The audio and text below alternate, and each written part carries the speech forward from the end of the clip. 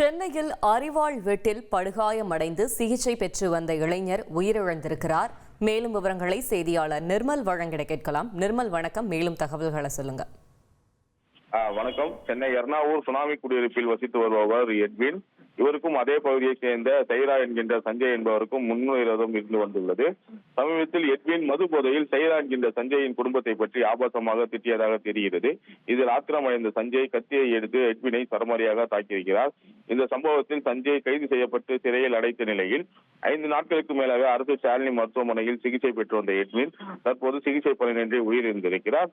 இது தொடர்பாக எண்ணூர் போலீசார் கொலை முயற்சி வழக்கை தற்போது கொலை வழக்காக மாற்றியுள்ளனர். தகவல்களுக்கு நன்றி நிர்மல். தந்தி டிவியை உங்கள் கேபிள் டிவி ஆபரேட்டரிடம் இலவசமாக கேட்டு பெறுங்கள். செய்திகளை உடனுக்குடன் தெரிந்து கொள்ள உடனே சப்ஸ்கிரைப் பண்ணுங்க.